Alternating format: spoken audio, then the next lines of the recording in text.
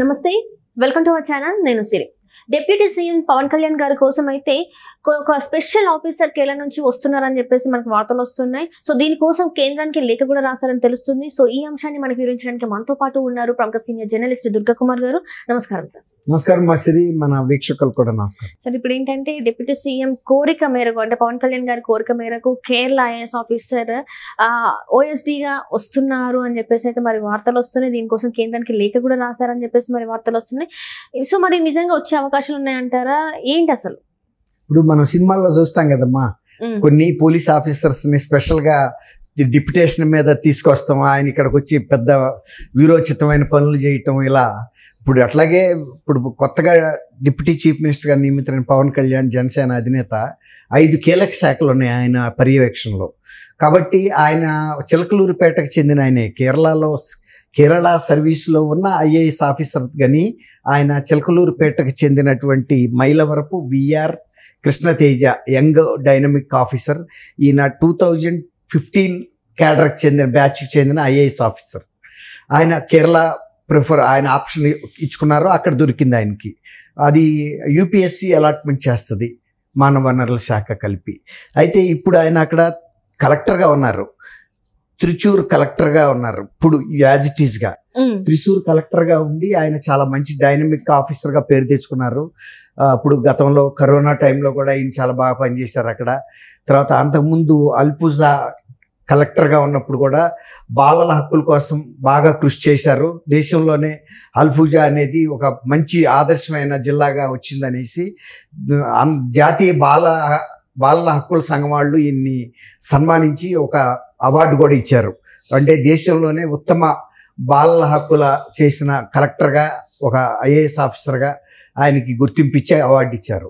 ఈయన ఎక్కడున్నా కూడా 2015 నుంచి ఇది చేసినప్పటి నుంచి కూడా ఐఏఎస్గా సెలెక్ట్ అయిన తర్వాత 2023లో ఆయన దీనికి జిల్లా కలెక్టర్ లెవెల్కి వచ్చారు. అంతకుముందు అసిస్టెంట్ కలెక్టర్గా, డిప్యూటీ కలెక్టర్గా, జాయింట్ కలెక్టర్గా రకరకాల హోదాల్లో పనిచేస్తారు. బట్ 2023 నుంచి full fledged collector, district magistrate and collector అంటారు కదా, కలెక్టర్ అండ్ మ్యాజిస్ట్రేట్, ఆ హోదాలోకి వచ్చారు. అలా అల్పుజాలో పనిచేశారు. తర్వాత ఇప్పుడు త్రిశూర్లో ఉన్నారు. ఈయనకి ఎక్కడ పనిచేసినా కూడా తనదంటూ ఒక ముద్ర ఉంది. ఈయన గురించి మరి ఎవరు చెప్పారో తెలియదు పవన్ కళ్యాణ్ గారికి. ఆయన నాకు డిప్యుటేషన్ మీద పిఏగా ఇవ్వమని అడిగారు, పిఎస్గా. అసలు యాక్చువల్గా ఆఫీసర్ ఆన్ స్పెషల్ డ్యూటీ అంటే ఆర్డీఓ క్యాడర్ వాళ్ళని ఇస్తారు. ఆర్డీఓ క్యాడర్ అంటే ఈయనకన్నా దాదాపు 2 క్యాడర్లు తక్కువ వాళ్ళని ఇస్తారు.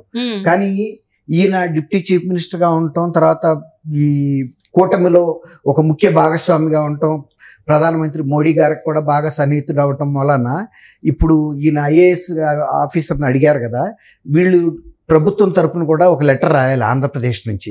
ఫలానా త్రిశూర్ కలెక్టర్గా ఉన్న కృష్ణతేజ గారిని డిప్యుటేషన్ మీద 2 years 3 years అడుగుతారు డిప్యుటేషను. అది అంతే ఇస్తారు ముందు, తర్వాత ఎక్స్టెండ్ చేస్తే చెయ్యొచ్చు. ఒక 2 years మా పవన్ కళ్యాణ్ గారు ఫలానా డిప్యూటీ చీఫ్ మినిస్టరు ఈ మంత్రుల శాఖలు హోల్డ్ చేస్తున్నారు, వారికి ఓఎస్టీగా ఈయన్ని పంపండి, అందుకు సంబంధించి ఆయన అక్కడి నుంచి రిలీవ్ చేసి ఆంధ్రప్రదేశ్కి డిప్యుటేషన్ పంపమని ఒక లెటర్ రాయాలి ఫార్మల్గా మానవ వనరుల శాఖకి, కేంద్ర ప్రభుత్వానికి. ఇచ్చినప్పుడు జనరల్గా ముందే ఒక అవగాహన ఉంటుంది కాబట్టి ఆయన అబ్జెక్షన్ కూడా ఏం లేదు కదా ఇక్కడ డిప్యుటేషన్ మీద రావటానికి. ఆయన 2 రోజుల క్రితం కూడా వచ్చి పవన్ కళ్యాణ్ గారిని సచివాలయంలో వ్యక్తిగతంగా కలిసి వెళ్ళాడు.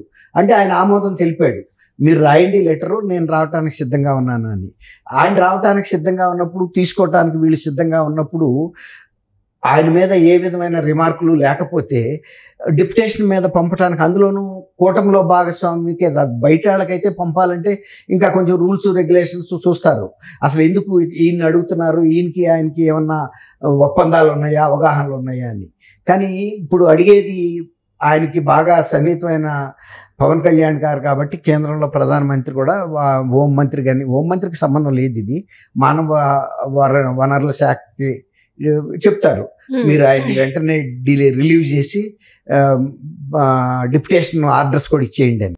అంటే ఇంతకు ముందు ఎవరైనా ఇట్లా అడిగారా సార్? నాకు ఇట్లా చాలాసార్లు చెప్పింది, చాలాసార్లు. చాలా ఇప్పుడు సార్లు ఇదిగో ధర్మారెడ్డి అని ఇప్పుడు టీటీడీ ఈఓగా పనిచేసిన ఈయన జగన్మోహన్ రెడ్డి గారు అనేక మందిని రైల్వే శాఖలో నుంచి రకరకాల డిపార్ట్మెంట్ల నుంచి ఇప్పుడు టీటీడీ ఈఓ ధర్మారెడ్డి గారు కూడా ఎస్టేట్ ఆఫీసర్ అని డిఫెన్స్ లో ఉంటది. అంటే కంటోన్మెంట్ ఏరియాల పరిపాలనది దాని సర్వీసుల నుంచి తీసుకొచ్చారట చాలా మందిని. నిన్నగాక మొన్న అతని పేరేంటి నిరంజన్ రెడ్డి, ఇది మన సిఎస్ కాదు మా చెప్తాను, ఆంధ్రప్రదేశ్ బేవరేజెస్ కార్పొరేషన్ ఎండిగా దొరికాడు కదా ఆయన కూడా వాసుదేవ్ రెడ్డి ఆయన కూడా డిప్యుటేషన్ మీద వచ్చిన ఆయన కూడా రైల్వేస్ లో ట్రాఫిక్ సర్వీస్ నుంచి వచ్చాడు. అట్లా చాలా మంది వచ్చారు.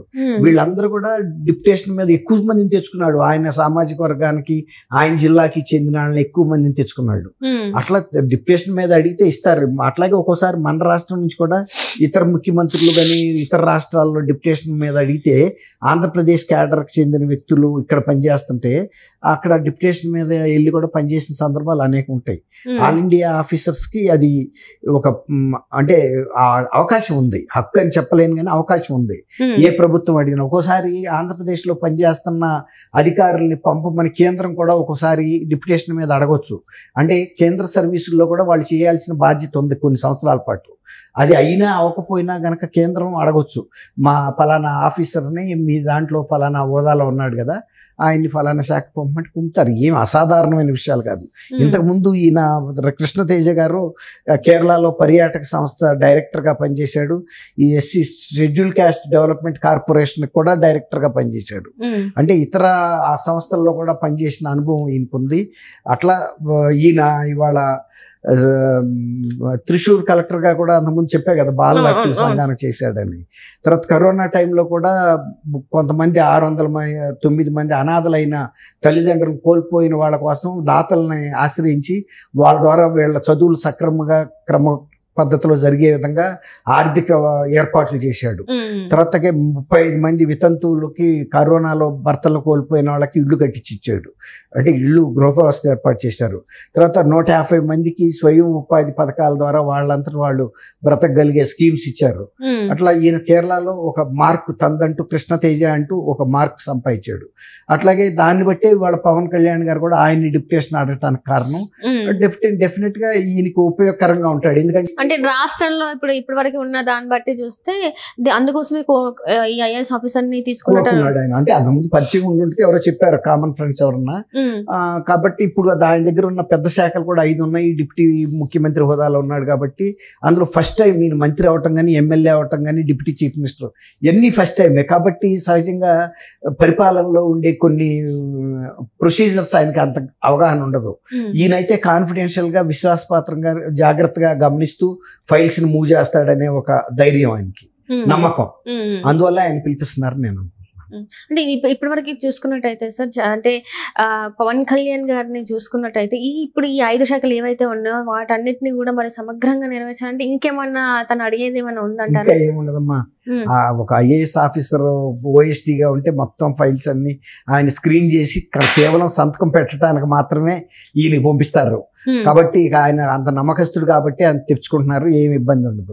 వీళ్ళు కాకుండా కూడా పిఎస్లు ఇంకా పిఏలు వీళ్ళందరూ ఉంటారమ్మా.